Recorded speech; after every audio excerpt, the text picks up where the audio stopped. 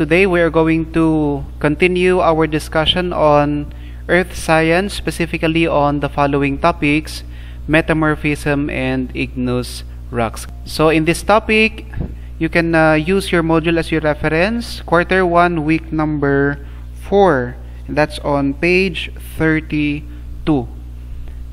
So in this lesson, we have the following objectives: describe the physical and chemical changes in rocks due to changes in pressure and temperature, and compare and contrast the formation of the different types of igneous rocks. Metamorphism is the change that takes place within a rock as a result of it being subjected to high pressure and or high temperature. Metamorphism is a process that changes pre-existing rocks into new forms because of increase in temperature, pressure, and chemically active fluids. So the condition there is that if there is high pressure and high temperature exerted on the material or on the rock beneath the Earth's surface, metamorphism takes place. Metamorphism may affect igneous rocks, sedimentary rocks, or other metamorphic rocks.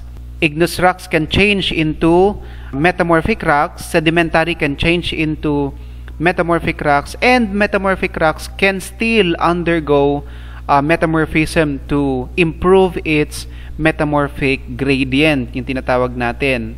So to better understand that, we have here the diagram, the process of the formation of metamorphic rock. We have here the first thing here, sediments with the correct amount of pressure and the cementation process. It can turn into sedimentary rock. So nakikita natin to doon sa mga places like beaches, mga ganon, or doon sa tabi ng mga ilog. So when there is enough pressure and cementation, we can have sedimentary rock from sediments. If the sedimentary rocks will be buried for a long time, and with heat and pressure, it can turn into metamorphic rock. And as we can see, if the metamorphic rock melts, it will turn into magma, and when it cools down, it turns into igneous rock. And when the igneous rock is being pulverized over time, it can turn into sediments. So, maaring itong igneous rocks na to nakipagbangga yun sa ibang mga materials or weathering, ayan, erosion, can turn into sediments, and the cycle proceeds again. So, if the metamorphic rocks undergo weathering and erosion, it can also turn back into sediments, and then with pressure and cementation, babalik na naman sa sedimentary rock. And if the sedimentary rocks undergo melting because of it being buried after a very long period of time, can turn into magma and will turn into igneous rock when it solidifies. But if the igneous rock melts again, pwede siyang mag-cool down ulit, magiging igneous rock. Ayan. So, actually yan yung rock cycle na tinatawag natin. So, we can see from our diagram here the process of metamorphism. So, we will focus on how rocks turn into metamorphic rocks through the process of metamorphism. Okay, so metamorphism takes place on this layer as illustrated by our diagram here. So, we have the crust, and deep beneath the surface of the earth with high pressure and high temperature coming from the magma. So, meron tayong metamorphism dyan. If a certain material is being buried for a long time at napunta dito sa ating layer dito, with the heat and pressure, it will metamorphose. So, it can turn into metamorphic rock. With increasing temperature, di ba meron tayong shale? Kapag pinataasan natin yung temperature niya and pressure, it can turn into slate. So, metamorphic rock exposed to high temperature and high pressure, its metamorphic grade improves. So, yung metamorphic grade na tinatawag natin, gaano ba kataas yung quality ng pagiging metamorphic rock niya? So, magiging slate. Kapag mas mataas pa na temperature and pressure, magiging schist and gneiss And then, finally, ito yung pinakamataas, the highest grade, migmatite. So, sobrang taas na ng temperature dito. So, most probably, it is very close to the outer core. For the other examples, meron tayong blue schist and this one. We repeat, with increasing temperature and with increasing pressure, the metamorphic grade of a certain metamorphic rock can increase. So, from shale, it can turn into migmatite. So we have different types of metamorphism. This depends on the place where the metamorphism occurs. Number 1 is regional metamorphism. Number 2 is seafloor or hydrothermal metamorphism. Number 4 is subduction zone metamorphism. And number 4 is dynamic metamorphism. So this is the regional metamorphism. Dito sa regional metamorphism na to, when plates collide with each other, meron tayong compressive force dito, forcing this plate to be compressed. And with the compression process, nako-compress yung mga materials, and kapag ka nako-compress, meron tayong high pressure. Pagka tumaas yung pressure, meron tayong increase in temperature also. Meron tayong layering. Top layer, we have slate because of course, the pressure here is lower and the temperature is lower. As you go deeper, temperature and pressure increases, so therefore we have increased metamorphic grade. So from slate to phyllite to schist to gneiss to migmatite. And you can see here the different broken lines indicating the layers where the temperature varies. So that is regional metamorphism. It usually happens along convergent zones or convergent boundaries where plates collide. The next one is seafloor metamorphism. It usually happens along oceanic ridges. In oceanic ridges, these are actually located along divergent plate boundaries where plates separate, where plates move away from each other because of the rising of magma. So if you can still recall, when magma rises due to the convection currents in the mantle, lalabas yung magma. The magma on top will solidify. As magma flows out, madadagdagan yung solidified rocks, and because of gravity, it will push the plates here. Kapag ka nagmo-move yan sidewards, meron din tayong metamorphism na nangyayari dito.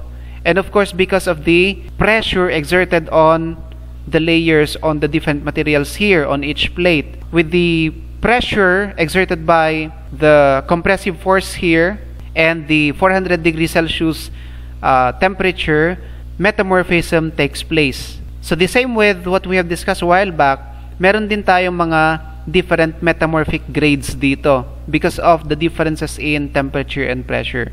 So most probably on top, lower metamorphic grade, deeper, meron tayong higher metamorphic grade. So that is seafloor metamorphism. Yan yung example ng metamorphic rock which can be found along seafloor metamorphism. Another one is pyroxene. Next, we have here, ayan, subduction zone metamorphism. At subduction zones where the ocean's lithosphere is forced down into the hot mantle, there is a unique combination of relatively low temperatures and very high pressures. The high pressures are to be expected given the force of the collision between tectonic plates and the increasing lithostatic pressure as the subducting slab is forced deeper and deeper into the mantle. So from our diagram here, along the subduction zone, we have tremendous amount of pressure because of the collision of the plates. The colored part represent the metamorphic grade. So green schist facies.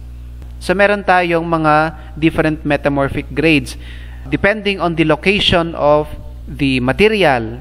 Higher temperature, higher pressure, mas mataas na ulit yung kanyang metamorphic grade. Subduction zone metamorphism is specifically found along subduction zones. Example is glaucophane. Yan, yung example ng mga metamorphic rocks found along the subduction zone metamorphism. The last one is dynamic metamorphism, the breakage of rock by shearing at a fault zone. So fault location determines type of alteration. Shallow crust upward 10 to 15 kilometers. Rocks behave in a brittle fashion. Mineral grains crush and pulverize, forming fault breccia. Deeper crust below 10 to 15 kilometers. Rocks behave in a ductile manner. Minerals smear like taffy to form myelinite. So from our diagram here, we have shearing action here.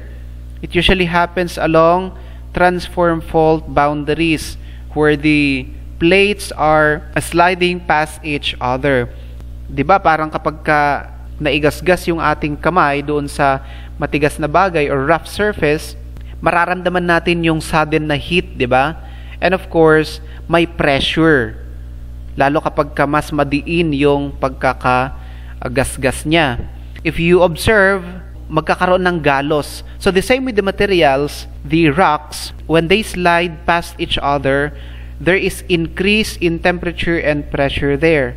With that increase in temperature and pressure, we have formation of metamorphic rocks. And so that process can be considered as metamorphism also. Specifically, it is called as dynamic metamorphism. Ayan. And our example of rocks forming with this dynamic metamorphism is myelinite. Okay, so ganito yung itsura niya. We can see the pattern. Ayan. Ito ay cross-sectional area ha. Nakat siya. So makikita natin yung pattern niya. Lines. May mga lines indicating that etong bato na to ay nakipag-slide sa ibang mga materials. So the sliding motion resulted into the formation of these patterns here. Ayan. So ulitin natin, yung metamorphism affects the igneous rocks, sedimentary rocks, and metamorphic rocks. Now, the question is, what if these rocks are melted? So gaya ng nakikita natin sa ating diagram, they will turn into magma, and when they cool down, they form igneous rocks. So igneous rocks are formed from the solidification of molten rock materials. Some form below Earth's surface, and some form on or above Earth's surface. It can be intrusive or extrusive depending on the location of its formation. Intrusive rocks crystallize below Earth's surface. So the solidification process takes place beneath the Earth's surface. And the slow cooling that occurs there allows large crystals to form. Examples: diabase, diorite, gabbro, granite, pegmatite, and peridotite. For extrusive rocks, they erupt onto the surface where they cool quickly to form small crystals. Some cool so quickly that they form an amorphous glass. If we try to compare the crystallization process of the two types here, for intrusive, large crystals are formed. And for extrusive, grain-like crystals, so very small crystals. And if we compare the location of the cooling or solidification of the materials, intrusive rocks are formed beneath the Earth's surface, while extrusive rocks form along the Earth's surface. When magma comes out, they solidify because of the low temperature on the surface of the Earth. So with that temperature, smoother yung surface ng ating extrusive rocks. At yung intrusive rocks natin ay mas magaspang. So these rocks, extrusive rocks, include andesite, basalt, dacite, obsidian, pumice, rhyolite, scoria, and tuff. So we have here examples of intrusive and extrusive rocks. For intrusive, we can see that there are large crystals here. It's rough. And for extrusive rocks, usually nakikita natin ito. Okay, so ito po yung intrusive igneous rocks. They form beneath the Earth's surface. Pagka lumabas, nag-solidify, extrusive naman siya. And Of course, when these igneous rocks are buried along the subduction zone later on, after hundreds of years, thousands of years, bubuo into metamorphic rocks, and the rock cycle proceeds again.